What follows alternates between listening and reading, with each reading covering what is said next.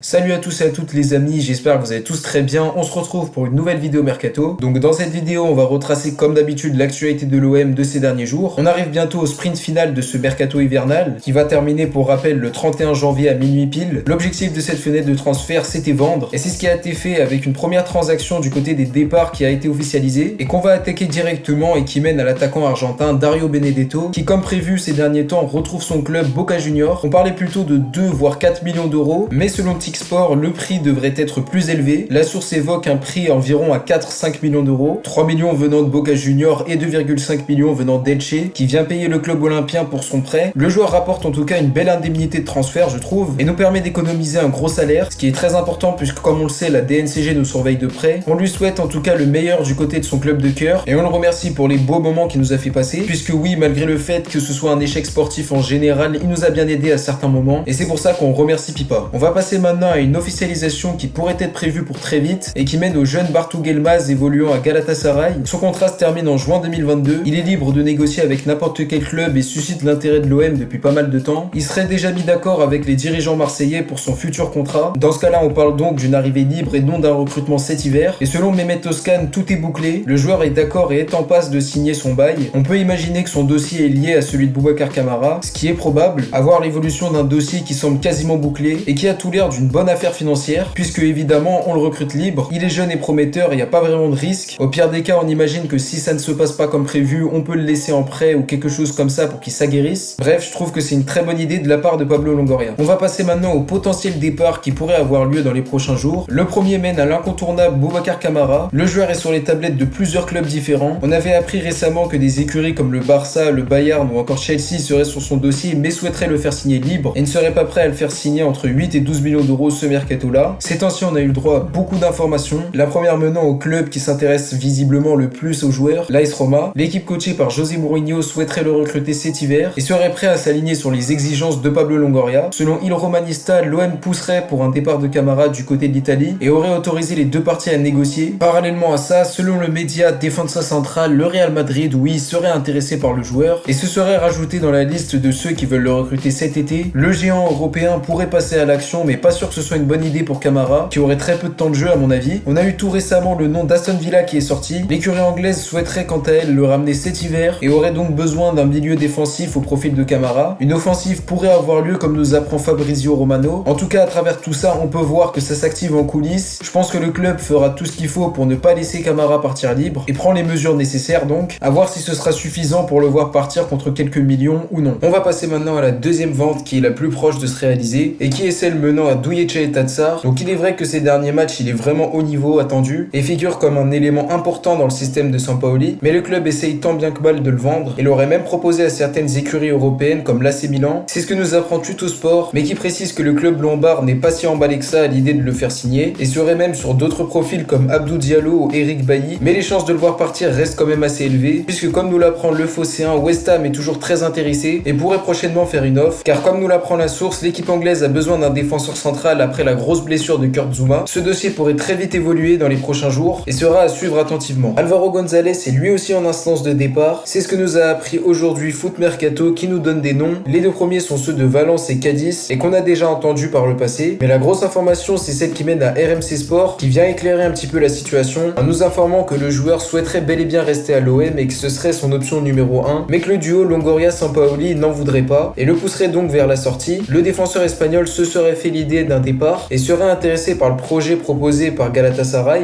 et prendrait donc cette option au sérieux. Le club stambouliote souhaiterait se le faire prêter jusqu'à la fin de saison avec une option d'achat. À voir l'évolution du dossier, même si on est tous contre le départ d'Alvaro et je pense qu'on aimerait tous qu'il y ait un accord entre lui, Longoria et Sampaoli par rapport à son utilisation en espérant donc que la tendance s'inverse et que le joueur reste à l'OM. On va passer maintenant au feuilleton Arkadiusz Milik qui a repris de la chandelle ces derniers temps. Ça fait un bon bout de temps qu'on l'annonce du côté de la Juventus, seul club qui avait l'air intéressé, mais selon l'équipe, d'autres formations seraient intéressées par les services du buteur polonais, tels que Majorque ou encore le FC Séville, qui tenterait de se le faire prêter, ce que refuserait pour l'instant Pablo Longoria, estimant que le joueur sera très important pour la deuxième partie de saison, malgré toutes les difficultés qu'on lui connaît à s'intégrer dans le système Sampaoli, et comme nous l'apprend la source, le joueur devrait bel et bien rester à l'OM. Avant de terminer cette vidéo, on va passer aux dernières nouvelles rumeurs qui ont fait surface, et la première est plus ou moins incroyable, puisqu'elle mène à Pierre-Emerick Aubameyang, le buteur d'Arsenal en grosse difficulté cette saison, et qui peine à s'imposer s'imposer comme il l'a fait ces dernières années. Il a beaucoup de mal, surtout à cause de ses problèmes comportementaux qui ont fait qu'aujourd'hui il est exclu du groupe. Et comme nous l'apprend Sky Sport, le joueur envisage bel et bien de quitter Arsenal afin de fuir cette situation qui n'est vraiment pas confortable. Pas mal de clubs seraient intéressés, l'OM en ferait bel et bien partie, mais ne pourra sûrement pas lutter face à la concurrence très ardue. On parle du FC Séville, de l'AC Milan, de la Juventus et du PSG, des concurrents de poids, qui pourront soit recruter le joueur définitivement, ou bien se le faire prêter tout en prenant en charge une partie de son salaire, ce qui paraît impossible pour nous. Je pense donc que c'est une piste qu'on peut déjà oublier, et qui paraît beaucoup trop compliquée, surtout que si on regarde de plus près notre attaque, elle est déjà assez fournie avec la recrue de Bakambu, qui selon moi suffit largement à voir tout de même l'évolution du dossier. Toujours dans le secteur offensif, l'OM aurait réactivé la piste menant à Youssouf Belaïli. Le joueur vient de terminer la CAN avec les Fennecs, mais il est toujours sans contrat et cherche encore un challenge qui pourrait le tenter. On parle beaucoup de clubs de Ligue 1 comme Montpellier, Marseille, voire même les Girondins de Bordeaux qui auraient tenté leur chance, mais qui se seraient fait recaler par le joueur. Le média algérien Compétition nous apprend que l'OM va très vite revenir à la charge et pourrait éventuellement le faire signer pour étoffer ce poste d'ailier gauche, même si Luis Enrique souhaite encore rester du côté de la Canebière. Pablo Longoria aurait très bien avancé puisque les négociations seraient sur le point d'aboutir selon cette source, qui parle d'accords relativement proches et qui n'écarte donc pas l'éventualité de le voir débarquer dans quelques jours. J'ai déjà donné mon avis par rapport à cette piste que je valide largement et que j'espère voir se concrétiser. En tout cas, ce qui est sûr, c'est que la rumeur Belaïli est très loin d'être affondée et que l'OM a des arguments de poids pour le faire signer. Un accord est donc loin d'être impossible, à voir si ça se confirme dans les prochains jours. On va terminer cette vidéo en parlant d'une dernière nouvelle piste qui est apparue, et c'est celle menant à l'ailier droit ou ailier gauche Francis Amouzou. Le joueur a 22 ans et joue du côté d'Anderlecht, qui souhaiterait ne pas s'en séparer à moins qu'une belle offre apparaisse. Et selon une source nommée La Dernière Heure, ce serait sur demande du coach Vincent Kompany, qui ne souhaiterait pas le faire partir. Une piste qui n'est clairement pas en corrélation avec celle de Belaïli et que je trouve beaucoup moins intéressante, puisque le joueur n'est pas le profil idéal, car on cherche un joueur expérimenté et pas très coûteux financièrement, surtout que son club en demanderait 6 millions, ce qui paraît un petit peu beaucoup pour un joueur qui a très peu prouvé. C'est donc pour moi une piste très peu probable et qui ne devrait pas se réaliser. Et donc voilà les amis, c'est déjà la fin de cette vidéo. N'hésitez pas à me dire en commentaire si elle vous a plu. Donnez-moi votre avis en commentaire sur les différentes pistes étudiées. En tout cas, on se retrouve très vite pour une prochaine vidéo. D'ici là, prenez soin de vous. C'était Kalash. Ciao à tous.